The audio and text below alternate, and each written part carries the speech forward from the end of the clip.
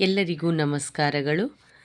ಆತ್ಮೀಯರೇ, ಇಂದಿನ ವಿಡಿಯೋದಲ್ಲಿ ನಾವು 7ನೇ ತರಗತಿ ಗಣಿತ ಭಾಗ 2ರ ಘನಾಕೃತಿಗಳು ಪಾಠದ ಅಭ್ಯಾಸ 13.4 ಬಿಡಿಸೋಣ.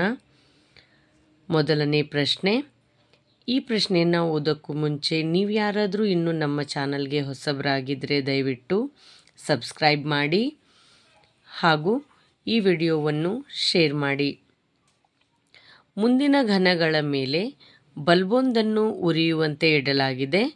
ಪ್ರತಿ ಸಂದರ್ಭದಲ್ಲಿ ಉಂಟಾಗುವ ನೆರಳಿನ ಆಕಾರವನ್ನು ಹೆಸರಿಸಿ. ನೆರಳಿನ ಕರಡು ಚಿತ್ರವನ್ನು ರಚಿಸಲು ಪ್ರಯತ್ನಿಸಿ. ಮೊದಲು ಪ್ರಯೋಗ ಮಾಡಿ, ಆನಂತರ ಈ ಪ್ರಶ್ನೆಗಳಿಗೆ ಉತ್ತರಿಸಿ. ನಾವು ಸಹ ಪ್ರಯೋಗ ಮಾಡಿ ನೋಡೋಣ. ಮೊದಲನೇದು ಚೆಂಡು. ಇಲ್ಲಿ ನೋಡಿ, ಇಲ್ಲೊಂದು ಚೆಂಡು ಅಥವಾ ಬಾಲನ್ನು ಇಟ್ಟಿದ್ದೀನಿ. ಅದರ ನೆರಳು ಯಾವ ಶೇಪ್ ಅಥವಾ ಯಾವ ಆಕೃತಿಯಲ್ಲಿದೆ? ಹೌದು, ಕರೆಕ್ಟಾಗಿ ಹೇಳ್ತಾ ಇದ್ದೀರಾ. ಯಾವ ಶೇಪಲ್ಲಿದೆ? ಇದು ವೃತ್ತ.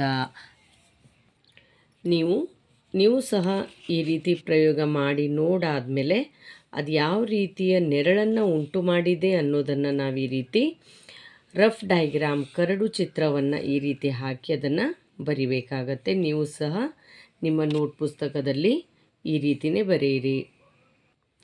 ಎರಡನೇ ಚಿತ್ರ ನೋಡಿ. ಸಿಲಿಂಡರ್ ಆಕಾರದ ನಳಿಕೆ. ಇಲ್ಲಿ ನಾನೊಂದು ಸಿಲಿಂಡರ್ ಆಕಾರದ ನಳಿಕೆಯನ್ನು ತಗೊಂಡಿದ್ದೀನಿ. ಅದರ ನೆರಳನ್ನು ನೀವು ಗಮನಿಸಬಹುದು. ಯಾವ ಆಕಾರದಲ್ಲಿದೆ ಇದು? ಹೌದು, ಯಾವ ಆಕಾರದಲ್ಲಿದೆ? ಆಯತ. ಈ ರೀತಿ ನೀವು ನಿಮ್ಮ ನೋಟ್ ಪುಸ್ತಕದಲ್ಲಿ ಅದರ ಕರಡು ಚಿತ್ರ ಅಥವಾ ರಫ್ ಡಯಾಗ್ರಾಮನ್ನು ಬಿಡಿಸಿ ಈ ರೀತಿ ಹೆಸರನ್ನು ಬರೆಯಿರಿ. ಮೂರನೇದು ಒಂದು ಪುಸ್ತಕ. ನೀವು ಇಲ್ಲಿ ನೋಡಿ, ಒಂದು ಪುಸ್ತಕವನ್ನು ಈ ರೀತಿ ಇಟ್ಟರೆ ಇಲ್ಲೂ ಸಹ ನಮಗೆ ಒಂದು ಆಯತ ಆಕೃತಿಯನ್ನು ನಾವು ಇಲ್ಲಿ ಪಡಿಬಹುದು. ಹಾಗಾಗಿ ಮೂರನೆಯ ಈ ಪುಸ್ತಕಕ್ಕೆ ಯಾವ ಆಕೃತಿ ಬರುತ್ತೆ? ಆಯತ. ಅಂದರೆ ನಾವು ಪುಸ್ತಕದ ನೆರಳನ್ನು ನಾವು ಪಡೆದಾಗ ಅಲ್ಲಿ ನಮಗೆ ಆಯತ ಆಕೃತಿನೇ ದೊರೆತಿದೆ. ಎರಡನೇ ಪ್ರಶ್ನೆ. ಮೇಲ್ಮಟ್ಟದ ಪ್ರಕ್ಷೇಪದ ಓವರ್ ಹೆಡ್ ಪ್ರೊಜೆಕ್ಟರ್ ದೀಪದ ಬೆಳಕಿನಲ್ಲಿ ನೋಡಿದಾಗ ಉಂಟಾದ 3D ವಸ್ತುಗಳ ನೆರಳನ್ನು ಕೊಟ್ಟಿದೆ. ಅವರಿಲ್ಲಿ ನೆರಳನ್ನು ಕೊಟ್ಟಿದ್ದಾರೆ. ಪ್ರತಿ ನೆರಳಿಗೆ ಸರಿಹೊಂದುವ ಘನವನ್ನು ಅಥವಾ ಘನಗಳನ್ನು ಗುರುತಿಸಿ. ಇವುಗಳಿಗೆ ಬಹು ಉತ್ತರಗಳು ಇರಬಹುದು. ಒಂದೇ ಅಂತಲ್ಲ, ಇವುಗಳಿಗೆ 1ರಿಂದ 2 ಅಥವಾ ಹೆಚ್ಚು ಉತ್ತರಗಳು ಇರಬಹುದು. ಇಲ್ಲಿ ನೋಡಿ, ಮೊದಲನೇದು ವೃತ್ತ. ಅಂದರೆ ಇದಕ್ಕೆ ಯಾವುದು ಬರುತ್ತೆ? ಗೋಳ. ಎರಡನೇದು ವರ್ಗ ಕೊಟ್ಟಿದ್ದಾರೆ. ಅದು ಯಾವ ಘನಾಕೃತಿ ಇರ್ಬೋದು? ಚೌಕ ಘನ. ತ್ರಿಭುಜ ಇದೆ ಅಂದರೆ ಅದಕ್ಕೆ ನಾವು ಯಾವುದನ್ನು ಪಡಿಬಹುದು? ಘನಾಕೃತಿ ಅಂದರೆ ಶಂಕು ಇರ್ಬೋದು ಅಥವಾ ತ್ರಿಭುಜ ಪಾದ ಪಟ್ಟಕ ಇರಬಹುದು. ನಾಲ್ಕನೇದು ನೋಡಿ, ಆಯತ ಅಂದರೆ ಸಿಲಿಂಡರ್ನಿಂದ ಸಹ ನಾವು ಆಯತವನ್ನು ಪಡಿತೀವಿ, ಈಗಷ್ಟೇ ನೋಡಿದ್ದೀವಿ. ಹಾಗೆಯೇ ಆಯತ ಘನ.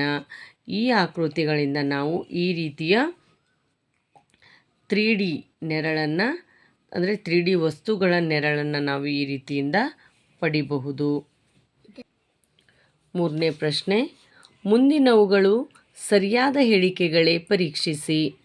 ಮೊದಲನೇದು, ಘನವು ಆಯತಾಕಾರದಲ್ಲಿ ನೆರಳನ್ನು ಉಂಟು ಮಾಡಬಲ್ಲದು. ಅಂದರೆ ಘನ ಯಾವ ಘನ?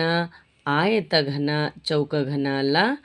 ಆಯತ ಘನವು ಆಯತಾಕಾರದಲ್ಲಿ ನೆರಳನ್ನು ಉಂಟು ಮಾಡಬಲ್ಲದು. ಆದ್ದರಿಂದ ಮೊದಲನೇ ಹೇಳಿಕೆ ಸರಿಯಾಗಿದೆ.